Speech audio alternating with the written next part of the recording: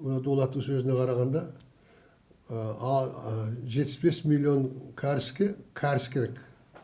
1,5 миллиард Қытайға Қытай керек. 135 миллион Жапонға Жапон керек. 10 миллион қазаққа ешкім керек жоқ. Оған әлемдік проблема керек. Оған кәдімгі космический проблемалар керек. Адамзатқа общечеловеческий, планетарный деп бір кейде сөйтіп бір мысқылдағанда кезіміз болып еді. Алдымен өзіңді көрсет. Өзіңді көрсету арқылы сол егерде өз ұлтыңа қажет нәрсе басқа ұлтқа да қажет болады. Содан кейін біздің оқыған біліміміздің бәрі де өзіміздің кино өнерімізді ұлттық тұрғыдан дамытпайтын болса, оның құны көк тиын деп ойлаймын. Әрине. Енді бұл деген өте үлкен сала, ол туралы ұзақ айта бересің. Осыдан айтса шаршап та қажып та бітеді екенсің. Өйткені айтасың, баяғы жатасың, бір жатасың, қан кетерлікті байқамас, қайта өршеленіп бара жатқан сияқты. Ойбай, анадай фильм шығарып жатырмыз, мынандай фильм шығарып жатырмыз, анаған қатысады, мынаған қатысады, ана фестивальдан бірден қалып келді дейді. Қатысқасын бір нәрсе береді. Ол фестивальдар қатысып жүрміз ғой арасына. Әйтеуір қатысқаннан келген екен деп бірден бере саласың, бір жапырақ қағазда аяйсың. Ұят болмасын деп. Иә, оны олар соны керемет малданып соны айтады да, пәленбай біз сыйлық алдық деп. Қазақ киносы да неге біз осы кіші менің атым Қожаны көреміз? Неге 10 рет, 100 рет көреді, жастардың өзі көреді? Абдулла Қарсақбаев. Қарсақбаев. Өйткені ол ұлттық бояуды, ұлттық мінезді қанына толық сіңірген адам болды. Солай болды. Неге Қыз жібекті көреміз? Олар айтады қазіргі мына өздеріміз жаңа толқынымыз, новая волнамыз деп есептейтіндер. Қыз жібек ол ондай фильмнің қазір қажеті жоқ. Ол ескі стильмен түсірілген. Бірақ ескі стиль ма, жаңа стиль ма, бәрібір халық соны көреді ғой. Көреді. Ал сендер сонда кім үшін түсіресіңдер фильм? Иә. Алдыма сондай бірдеңе фильм жасап алшы. Содан кейін мына ал былай мысал, орыста тарихи тақырыпқа түсірген фильмдер көп. Ана Иван Грозный, Александр Невский, Суворов, Котовский, фильмдер баяғы. Солардың фильмдерінің бәрі Сусанин, Петр Первый. Айналайын Петр Первый туралы орыстар түсірем деп, мына көшпенділер сияқты түсіріп көрші блокбастер алып. Орыстар баяғыда жауап тастайды, құртып жібереді ондай фильмдер. Ал біз, ойбай, біз айтсаң, біз тарихи фильм түсірген жоқпыз, біз көркем фильм дейді. Қайда көркемдік? 10 үй тұр. 10 үйге қазақ үй. Оны Пушкинмен атып жатыр. Пушкинмен емес, 5-ақ солдатпен бар басып алатын қарусыз қазақтың үйі емес пе ол? Оның және бұлар киіз үйді өртеп қояды. Сен өртеп көрші керосин құймасаң. Киіз үй өлсе де жанбайды. Қазаққа пайдалы. Ол жер қимылдағанда да пайдалы, жермен бірге домалап кете береді ол. Ал киізді өмір жаға алмайсың, сен отқа тастасаң да отты киізбен өшіресің. Киізбен өшіресің. Өрт болғанда. Сөйтіп отырып, киіз үйді қалай жағып көрдіңдер сендер? Барлық жерде сөйтіп әскерлердің түрін қараңдар. Ондай әскер бола мәшейін ол Кенесарының кезінде кішкентай бір Кенесарыдан қашқан немесе жеңілген қазақтардың бір отрядтарының бір ғана бір шоғыры сияқты. Қайда әскер? Ama Шыңғыс Хан'да film түсіріп жатыр. Тарихи жағынан да, көркемдік жағынан да. Сен рухани талабыңа жауап береді, және қандай массовкалардың өзі қаншалықты керемет, атмосфераны қалай жасай білген. Сөйтіп отырғанда осы фильмнің бүкіл бюджеті $14 миллион болыпты. Ал біздікі екі сериал түкке тұрмайтын 10 шақты солдатты әскер қылып көрсетеміздағын 36 миллион болады. Қайда кетті ақша? Енді ақшасын қайда кетті деп тұрсаң, тағы бәле қаласың біреудің қалтасындағы ақшаны санағандай болып. Ал ол бюджет қой.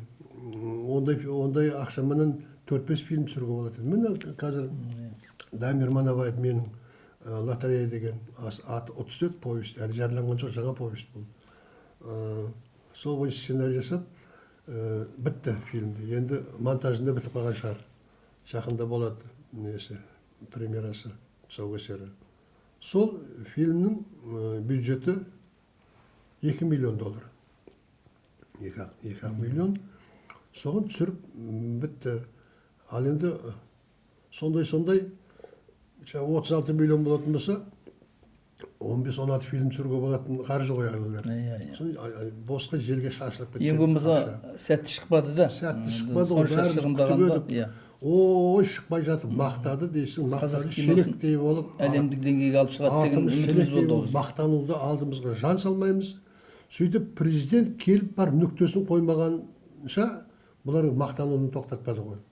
Президент ақырында келіп көріп, Қазақфильмді аралап, тағы да қайталап көріп, бұрын ылғи да айтатын президент көрді, Иманғали Тасмағамбетов көрді, олар мақтады деп сөйтсе, олардың бәрі өтірік екен. Президент келіп көрді, дағы нүктені қойып кетті. Сосын телевизордан айтты. Не болды анау? Пәленбай миллион ақша шығарған, доллар шығарған киномыз. Айтып мақтанып, ақырында түкте шықпады деп нүктені қойды. Соны кейін де Сергей Азиев екеуміз тағы бір рет айтыстық қой. Сергей кеше саған айтты ғой, президент түкте шықпады деп. Не дейсіңдер десем, жоқ, ол кісі енді киноның маманы емес қой дейді. Сонда сендер бір 10 шақты киноның маманы үшін ғана түсіріп жатсыңдар ма фильмді? Жоқ, бізге түсіріп жатсыңдар ма? Көрерменге. Иә, содан ана бір Ермек Тұрсынов деген жігіт айтты, келімді жамандаған кезімде. Дулат Исабеков фильмді жамандайды, жалпы жазушылар фильмді кинодан білмейді, олар кітабын жазып жүре бермей ме фильмнің шаруасын деп. Сондай жазушы киноға былай да былай қатысын бар, мен түсінбейтін болсам, онда қарапайым халық қалай түсінеді? Жай кинодан хабары жоқ. Онда бұлар сендер кімге түсіріп жатсыңдар фильмді? Өзіңе түсірсіңдер, өздері шығара беріңдер. Міне осындай проблемалардың көп. Енді біртіндеп шешілер. Қазір Ермек Аманшаев келді. Ермек Аманшаев келіп әйтеуір ғой, жасап жатыр. Жасап жатыр ғой енді қазір. Кеше ғана бір бала деген сап тоқтаңқырап тұрды, сол бір баладан үмітім бар. Өзі ұлттық ұрықта түсіріліп жатқан фильм деп естідім. Содан кейін біраз оншақты название дейміз, оншақты атау бар. Солардың құрғанда бір 50% жақсы болса да дос болатын шығар. Қазақ киносы жүріп көтереді алға қарай. Дүкі осы дінге көзқарасыңыз қалай сіздің? Дінге көзқарасым мен өз басым былай.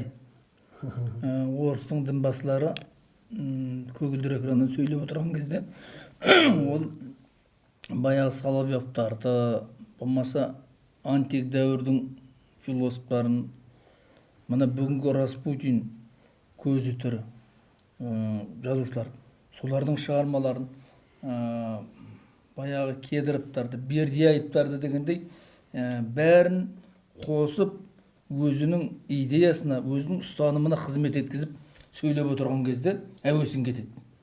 Біздің дінбасыларымыз сөйлеген кезде телевизорды өшіріп қойған керек. Осы не нәрсе осы?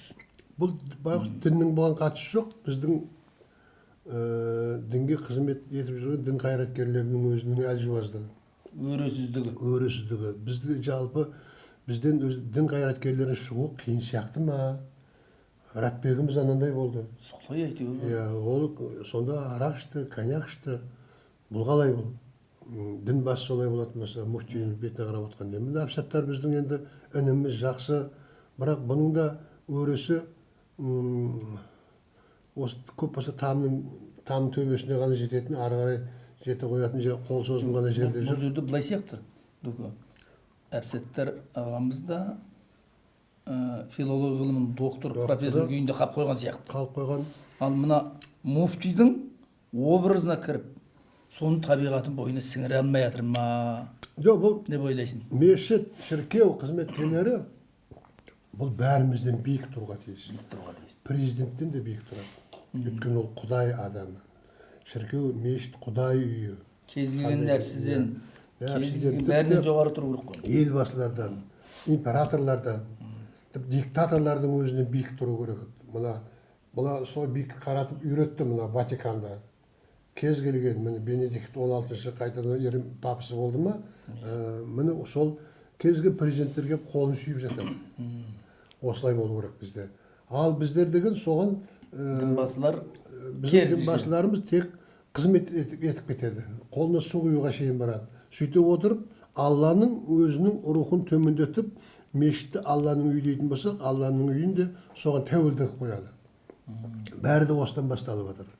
Ал жеке өзім кеше міне протеерей Всеволод Чапман Соның айтқан сөзін оқып қалдым Рәйістен.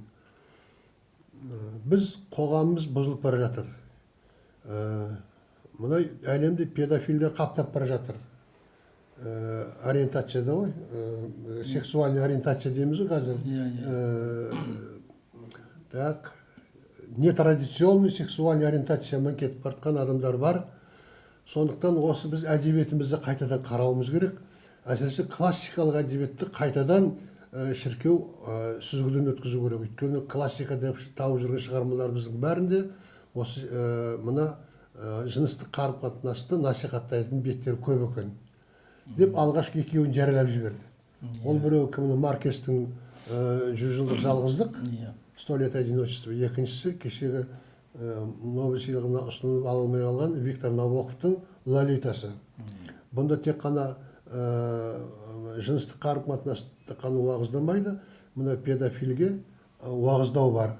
Осы екі шығарманы, сондықтан осы екі шығарманы шіркеудің атынан біз оқуға тиым саламыз деген. Мұны осында өйтіп айту үшін де оның бәрімізден биік тұратындай өзінің рухы болу керек. Сен Достоевскийіңде, Толстойыңнан да бәрінен де биік тұратын. Оған өре керек. Оған аздап білім керек. Бізде білім жоқ. Біздің мүфтилер сөйлегенде, немесе аналардың архиереи, тіпті жай епископтардың өзінің сөйлеген сөздерін қарасаң, олардың ойлауы, толғамы, анализдері әлдеқайда жоғары, биік тұрады. Сөйлеу мәдениеті. Сөйлеу мәдениеті. Мұны биік тұрып үйреніп қалаттаған біздердікі содан төмен тұрады. Төмен тұраттағы соған қызметшісі болып тұрады. Содан кейін бұлардың бәрі де дін жолына о баста өзін арнамаған адамдар ғой. Арнамаған адамдар, дұрыс айтасыз. Арнамаған. Содан кейін де бұлар мәселен осы монахтардың өзі қарап тұрсаң, кішкентай ғана монастырдегі мына жағы 1 квадрат метр жерде ғана тұрған адамдар ғой олар. Сонда мәңгі уақыт тұрып келе жатыр. Киевте ғана Киево-Печерскіге бір музейіне барып қараң, жер астына түсіп. Лавры. Соның астында кәдімгі сонда өлген адамдардың бар өмір бақсадан шықпаған, саусақтарымен сүйек болып, қатып қалған мумия болып, Құдай жолында. Құдай жолында өстіп өлген адам бар ма бізде? Кімнен? Ахмет Яссауидан басқа оның өзі де қазақ емес. Міне ол осыдан келіп